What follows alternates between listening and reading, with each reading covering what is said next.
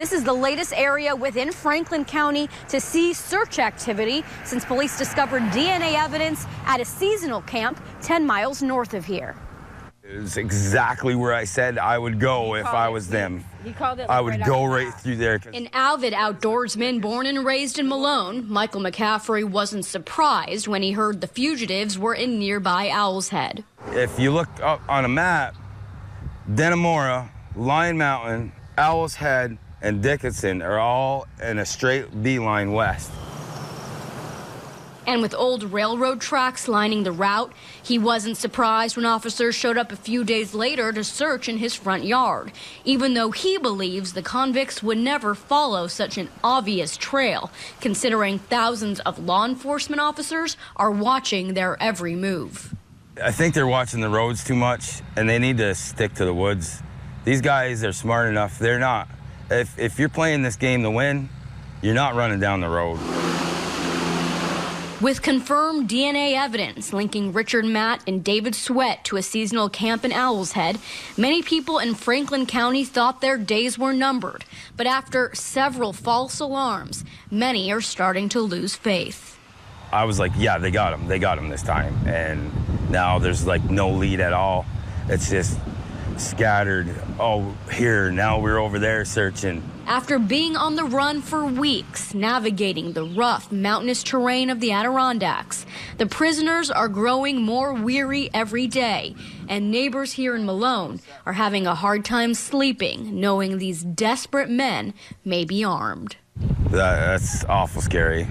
You know, with the kids coming home on the school buses today and stuff, and they're doing the search here. Our photojournalist Karpel was there to catch all the action when the green flag was waved. All right, ladies and gentlemen, we are ready to turn them loose. The yellow lights are off on the Gator Racing News pace truck. It is showtime. It's time to go racing. Welcome, ladies and gentlemen, our final show with the Demon in the 2013 Fast, dirty,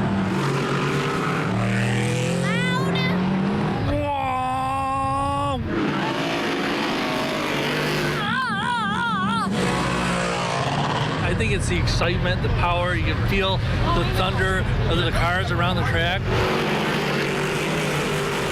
When I had kids, one of the neatest things was I started doing things with my kids that I used to do when I was a kid. Getting back to Dirt Week was a big part of it. Affordable entertainment, $12. Kids are free most nights, and it's fun and it's exciting. And it's an adrenaline rush just to watch. We're from Brighton, Ontario, and we come because we love dirt track racing. We come every year. It's wonderful, the social aspect of it. These guys are track owners of Brighton Speedway. I'm a late model driver. We just love dirt racing. Do you think anybody would get mad if I said that it was probably one of the best races of Super Dirt Week? That's exactly what I said 20 minutes ago, so at least we agree on something. At Ithaca College this afternoon, a student and faculty walkout bringing more than 1,000 voices together to deliver one clear message. No confidence!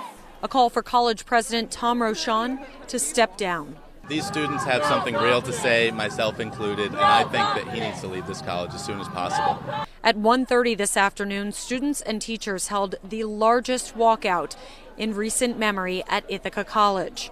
After rallying near the campus center, students spread out over walkways across campus, laying on rainy sidewalks before a 20-minute moment of silence. I think that the silence was more powerful than the chants this time because everybody got a chance to look around and see how many people are really being affected by what's going on our campus. No confidence! The near hour-long demonstration, the physical embodiment of frustrations felt over racial tensions and what many say has been a long history of inaction and inattention from the school's president. He's not willing to really actually listen to the students of color. He's willing to make small steps in order to make it seem like he's addressing the issue, but he's doing the bare minimum to get students of color to stop talking. What matters to us is leadership. Leadership delayed is leadership that is compromised. With the threat of another snowy blast looming, crews have been working around the clock to dig out roadways. We're running into about anywhere from 6 to 7 feet. Side streets, they're kind of haven't been touched yet, so there's a lot of people that are still kind of locked down in their houses. We're trying to get the main routes open first. This morning, neighbors in Orchard Park had a chance to take advantage of the last few hours of calm before a new storm. Yesterday we had a guy walking on the street with a sled. He lives back here, but he had to go down that way, and he was walking the tops. He came back with 4 bottles of water, 2 6-packs, and some milk. These were a common sight as sidewalks and most driveways remain buried. With people scrambling to restock before the next round of snow, grocery stores have been picked over. Bread's gone. There is no bread. Milk's getting real low. We've already been told in some places that the beer selection's getting low as well, but it seems like you made out okay. We're okay. We're good. We're good for a couple days. We're not going anywhere, so you know what we'll be doing. Just after noon today, snow began to cover over those freshly plowed streets. At Ralph Wilson Stadium, where the Bills are set to host the Jets this Sunday, crews are hauling snow from parking lots through whiteout conditions. Right now I got 12 trips on. Okay. There'll probably be about 20, 30 trips altogether today, maybe 40 or 50, who knows. With a travel ban in Orchard Park, Bills fans have been unable to take advantage of the team's offer of free tickets to this Sunday's game in exchange for helping to shovel out the stadium. But for the crew on site, Bills fans themselves, 24 hours of snow removal has been enough to convince them to watch from the comfort of home. I won't be out here. Why not? I'm having enough of it today. What you're looking at here is a catamaran. They call it a Hobie Cat. It's a 2-hulled boat. He's looking around here. You basically have a rudder to steer the direction of the boat, and you have a mainsail which is controlled by a rope they call the main sheet. You let it in and out, and it controls the amount of power. So you've got steering and you got power provided by basically 2 controls, a rudder and a sail. And one of the things that made this boat so popular in the 70s and continues to be popular, no gas, don't have to fill it up. That's correct. You know, we started the business back in 76 during a tremendous energy crisis, and the popularity was greatly enhanced by no gas. They got here early. 55-inch? It wasn't bad. The Woolman sisters, a little tired, they staked out their spot outside the Camillus Target at 7 a.m. The deal's now, so I had to get it. Others, okay at the back of the line. It's his first time shopping on Black Friday. First time ever. When the gates opened, the rush was on. And in a matter of minutes... 3, there's one underneath. It's on to the next stop. Destiny USA. I go like every year. Best Buy is where we found Andy Mai. They had pretty good deals on 2K16 and the Beats headphones, so I had to get it. Mujahid Muhammad was here too. He bought a monitor for his new computer and says since stores started opening on Thanksgiving, the atmosphere not so crazy. Had dinner. I've had a nap already today. This was very relaxed. But once again, lines formed. Ali Vargo was in line since 5. Since 5 o'clock p.m. Waiting for Pink to open. It's a great store.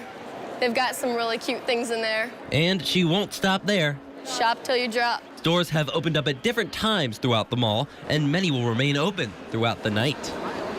You know, we got 2 roller coasters. We got the wheel. We already started the wheel. I was up inside the zipper over here. I already climbed up through the tower today. John Dodson knows amusement rides. When I started back in 1985, 86, he makes a living traveling all across the country, going to different fairs and theme parks. We like to think that we're pretty proficient in what we do. So is his job just to go enjoy a bunch of rides? Yes, but there's a little more to it. So what we look for are the attachment points. John gets up close and personal with the rides. So if I need to go up underneath something, he even gets underneath, all to guarantee your safety. We want people to be able to come enjoy themselves and then go home happier. As a safety consultant for many theme parks, John checks everything from where you walk to where your head rests. Making sure that we can't pull these out of the sockets. And with 70-plus rides expected at this year's fair, he's quite busy. The public wants bigger and better and faster and higher and everything else, And as safety consultants, we have to be able to keep up on new technologies that come out. Now, although most of the work for John and his team takes place way before the first flight, in terms of the cliffhanger here, leaves the ground, his team's going to be here for the entire length of the fair to make sure everything stays safe. Now, this does release, right? John? John? We do pre-opening inspections on a few rides each day. But he also keeps his eye on the ride operators. Make sure that they're hydrated and focused. We don't let anyone use cell phones when they're operating amusement rides. All so you can rest easy and have a good time. Something John loves to see. I get to be out here, I get to meet different people. At the State Fairgrounds. That makes the job interesting. I'm Brett Hall.